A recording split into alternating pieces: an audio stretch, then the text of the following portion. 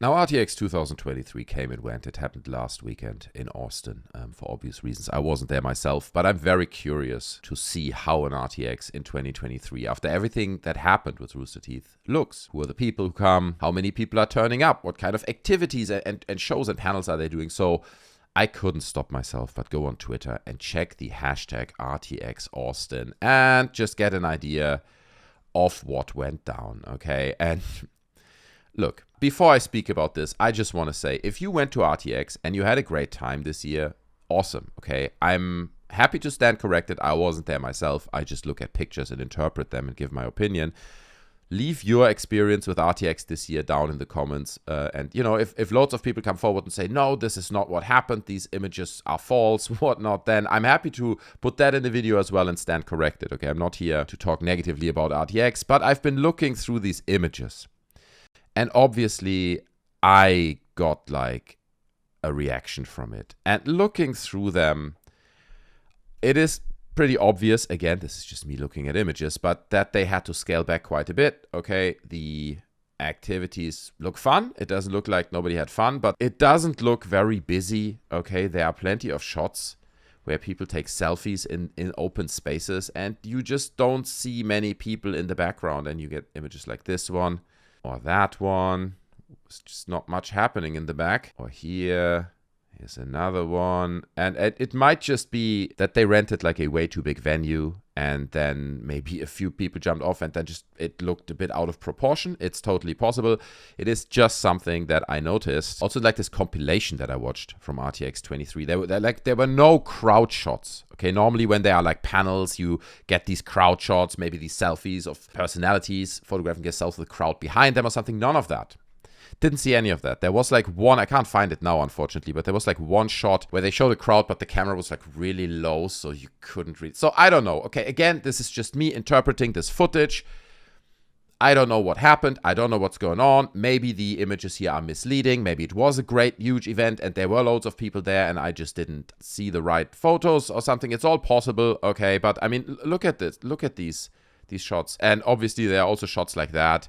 Just like the first wave of people coming in, and you can see there were crowds there. I'm not saying nobody went. I don't want to show like a false picture. So there were crowds there. People are going to RTX. But there was one key moment, I think, that stood out for many people, at least that's what I saw on social media, on Twitter, on Reddit, and so on. And that was the only brief mention / hint towards RWBY at this whole event. Okay, because obviously you got to know that RWBY is one of the most popular, one of the most beloved franchises that Rooster Teeth still owns. So I think maybe some people were anticipating the announcement of Season 10, but instead what they got was only this end screen at a panel, and I'm sorry, I don't know which panel that was, but it just says Green Light Volume 10, okay? Besides that, there was nothing about RWBY at the whole of RTX, at least that's what I read in some of the comments. And what this hashtag basically says is, there is no Season 10. Okay, unless you guys go mental, then maybe, but at the moment, RWBY has been cancelled. Now, it is possible that this is just an attempt of them trying to create hype, right? That they're like, well, it's cancelled, and then in 2 months' time, they're like, well, you wanted it, it's back, RWBY Season 10, it was planned all along. We don't know what the strategy behind it is, but just judging from this, it very much looks like there is no more RWBY, unless something significant changes going forward. That's how I read this. But while Rooster Teeth is trying to sell this cleverly, I have to admit, as kind of a call to action, right? Where they're like, guys, we have to stick together now to make RWBY Season 10 happen. We are like, what this actually says is we're currently not really in a position to produce that show anymore. Okay, whatever the reason for that is, maybe they don't have staff, maybe who knows what the reason is, but we can't make this show. Now you can find these posts on Reddit, like this one, for example, where someone says, hey, do you guys think that someone will pick up RWBY? If Rooster Teeth doesn't produce Season 10, could someone else buy it and then possibly produce Season 10? You know, it's kind of grasping to straws, to be honest with you. Other people are very angry because they're saying it's a direct result of them going exclusive on Crunchyroll with Season 9. Make your show very inaccessible, right? On this very obscure, I mean, Crunchyroll, fair enough, but like on this rather obscure platform.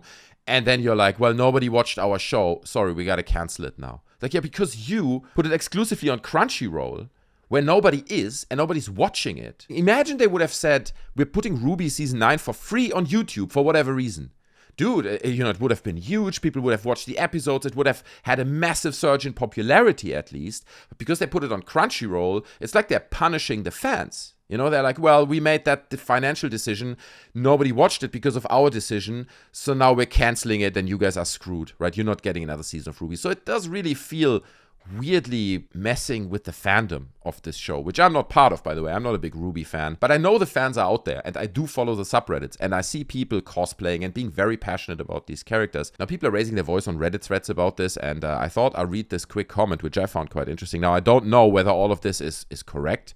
And again, if you know it's not, then please leave that down in the comment section below. But he's saying, as an anime on Crunchyroll, RWBY performed worse than even High Guardian Spice.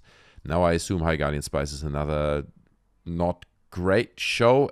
Please explain High Guardian Spice to me in the comments. And all those DC crossovers have done, the ones that RWBY did, is make DC fans hate RWBY for bastardizing the DC characters they love. Okay, so while there is a big fandom, fairly big fandom, of people adoring the show and hoping for a new season, there are also stories like that just in the bigger picture, it's just not that successful, and that some of the creative decisions they made didn't go down too well. At least that's what this comment tells me. But could someone theoretically buy it?